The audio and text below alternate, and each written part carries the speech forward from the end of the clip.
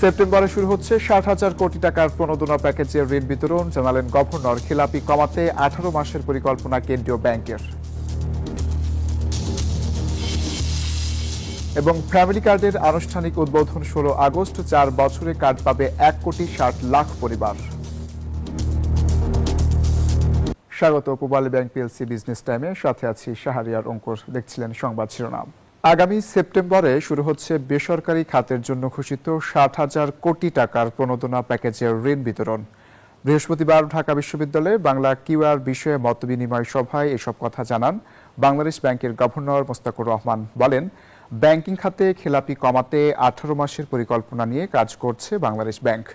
এককালীন ঋণ পরিশোধের সুযোগের পাশাপাশি করা হচ্ছে বিশেষ আইন। আওয়ামী সরকারের চরম অনিয়ম আর জালিয়াতিতে বেহাল দেশের ব্যাংকিং খাত। ভুয়া প্রতিষ্ঠানের নামে লুট করা হয়েছে হাজার হাজার কোটি টাকা, যার ক্ষত এখনো বয়ে বেড়াচ্ছে দেশের আর্থিক খাত। হিসেব বলছে দেশের ব্যাংকিং খাতে বর্তমানে খেলাপি ঋণের পরিমাণ ঠেকেছে প্রায় ৬ লাখ কোটি টাকায়। বৃহস্পতিবার ঢাকা বিশ্ববিদ্যালয়ে এক অনুষ্ঠানে বাংলাদেশ ব্যাংকের গভর্নর বলেন, খেলাপি ঋণের নামে মোট ঋণের ১/৩ চুরি করা হয়েছে। এতে ক্ষতিগ্রস্ত হয়েছে প্রায় ২ কোটি আমানতকারী।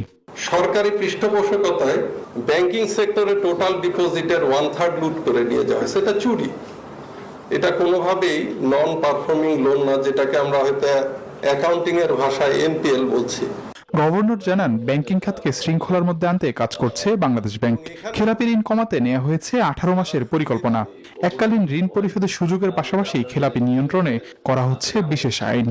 ব্যাংক এবং বড়োয়ার তাদের নিজেদের আন্ডারস্ট্যান্ডিং এর মাধ্যমে যদি এই এনপিএলটা রিজলভ করতে পারে, এর জন্য আমরা এক্সিট পলিসি দিয়েছি, যেটি বুলেট পেমেন্টে করতে হবে। জানান, বেসরকারি খাতে বিনিয়োগ বাড়াতে ৬০,০০০ কোটি টাকার প্রণোদনা প্যাকেজ সেপ্টেম্বর থেকে বিতরণ শুরু হবে। প্রাইভেট সেক্টর সাফার করছে, এখানে আরো কিছু ঘটনা ঘটেছে যে কারণে প্রাইভেট সেক্টরে ওয়ার্কিং ক্যাপিটালের একটা ডেফিসিট আমরা দেখলাম।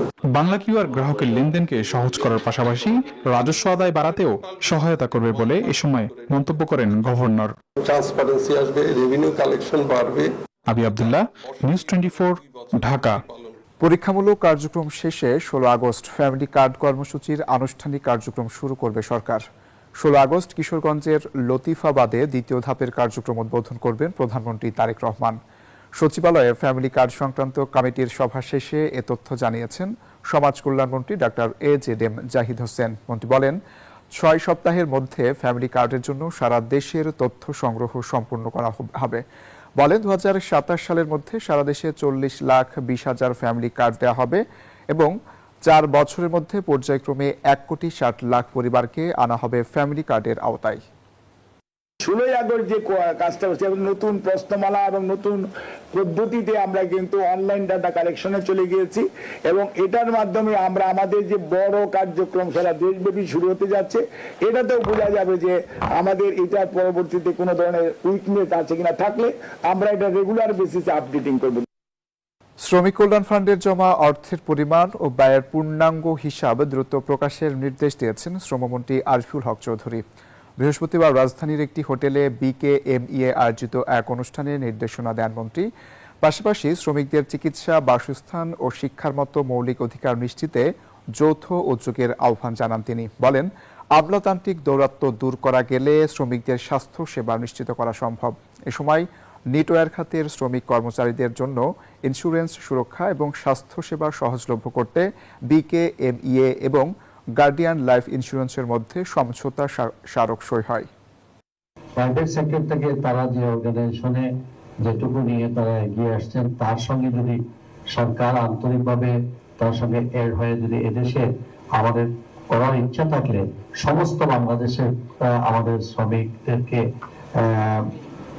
মেডিকেল সহায়তা দিতে কোনো অসুবিধা হবে না। অসুবিধাটা হচ্ছে আমাদের উদ্যোগের এবং অসুবিধাটা হচ্ছে আমাদের লালফিতার দূরত্ব থেকে আমরা বেরিয়ে আসা। ধোয়া ওঠা এক কাপ কফি মানেই নিছক কোনো পানীয় নয়, এ যেন নাগরিক ক্লান্তি ভুলে সতেজ হওয়ার এক শৈল্পিক আয়োজন। কফি প্রেমীদের সেই রসনা বিলাসে নতুন মাত্রা যোগ করতে ঢাকায় আনুষ্ঠানিকভাবে যাত্রা শুরু করল থাইল্যান্ডের বিশ্বখ্যাত আন্তর্জাতিক coffee chain brand cafe Amazon. Bashundhara গ্রুপের সার্বিক তত্ত্বাবধানে রাজধানীর বসুন্ধরা আবাসিক এলাকায় উদ্বোধন হলো ব্র্যান্ডটির প্রথম ফ্ল্যাগশিপ স্টোর। বিস্তারিত আল মোহামিনুল খানের রিপোর্টে।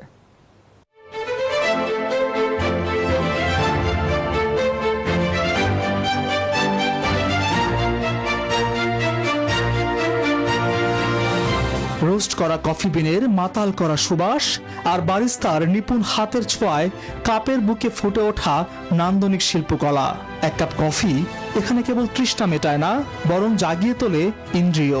স্বাদের নান্দনিকতা আর বৈচিত্র্যময় পেস্ট্রির সম্ভার নিয়ে এভাবেই শুরু হলো এক নতুন গল্প। থাইল্যান্ডের সীমানা পেরিয়ে সবুজ প্রকৃতির স্নিগ্ধ আবহ আর আন্তর্জাতিক মানের স্বাদ নিয়ে এবার ঢাকার বুকে ডানা মেলল বিশ্বখ্যাত coffee chain brand cafe Amazon. Bashundhara আবাসিক এলাকায় ক্যাফে অ্যামাজনের ফ্ল্যাগশিপ স্টোরে আনুষ্ঠানিক উদ্বোধনের মাধ্যমে এই আভিজাত্যের যাত্রা শুরু হয়।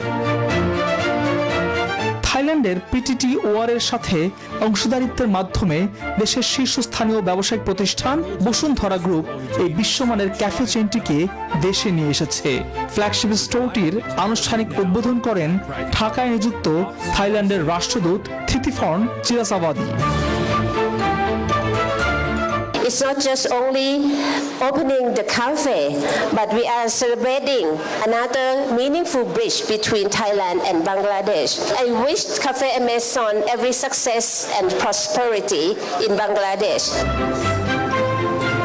মিলন মেলায় উপস্থিত ছিলেন আনভির বসুন্ধরা গ্রুপের চেয়ারম্যান সায়েম সুবহান আনভির, তানভীর বসুন্ধরা গ্রুপের ব্যবস্থাপনা পরিচালক আহমেদ ইব্রাহিম সোহান সহ পিটিটি সিয়ামের সংশ্লিষ্ট কর্মকর্তারা। তানভীর বসুন্ধরা গ্রুপের এমডি জানান, বসুন্ধরা গ্রুপের লক্ষ্য শুধু কয়েকটি স্টোর খোলাই নয়, বরং সারা দেশে একটি ব্যাপক ফ্র্যাঞ্চাইজি নেটওয়ার্ক গড়ে তোলার মাধ্যমে হাজার হাজার সম্ভাবনাময় বাংলাদেশি তরুণ উদ্যোক্তাকে ক্ষমতাবান করা। Our ambition is not simply to open cafes. Under the visionary leadership of our honorable chairman, my grandfather, Ahmed Akbar Subhan, we aspire to build one of Bangladesh's largest organized cafe networks, creating opportunities for entrepreneurs, supporting the growth of franchising, and generating more than 50,000 direct and indirect jobs across Bangladesh. For Bosundara Group, signing an agreement is never the finish line. It is the beginning of our responsibility. Our responsibility to protect this remarkable brand, our uncompromising quality, our people of Bosundara Group, and ensure that every Cafe Amazon experience in Bangladesh reflects the standards of Bosundara Group and our international aspirations. শহুরে ব্যস্ততার মাঝে এক চিলতে সবুজের ছোঁয়া আর premium কফির স্বাদ, সব মিলিয়ে ক্যাফে অ্যামাজন রাজধানী ঢাকার কফি প্রেমীদের জন্য হয়ে উঠবে এক প্রশান্তির ঠিকানা, এমনটাই প্রত্যাশা সংশ্লিষ্টদের। আল মোহামিনুল খান, নিউজ 24, ঢাকা। এবারে পুঁজিবাজার। সপ্তাহের শেষ কর্মদিবসে কিছুটা নিম্নমুখী ছিল পুঁজিবাজারের সূচকে, তবে আগের কর্মদিবসের চেয়ে বেড়েছে সার্বিক লেনদেন। ঢাকা স্টক এক্সচেঞ্জের প্রধান সূচক DSEX 33.16 পয়েন্ট কমে দাঁড়িয়েছে 5,860 পয়েন্টে। 5.27 পয়েন্ট কমে সরিয়া সূচক বেড়ে দাঁড়িয়েছে 1,180 পয়েন্টে। কমেছে DS30। বৃহস্পতিবার মোট লেনদেন হয়েছে 1,047 কোটি 74 লাখ টাকা, যা গত কর্মদিবসের চেয়ে অনেক বেশি। এদিন 88টি কোম্পানির শেয়ার ও মিউচুয়াল ফান্ডের দাম বেড়েছে, কমেছে 263টির এবং অপরিবর্তিত ছিল 41টি দর। আর এই ছিল পূবালী ব্যাংক PLC বিজনেস টাইমে। এতক্ষণ সাথে থাকার জন্য ধন্যবাদ।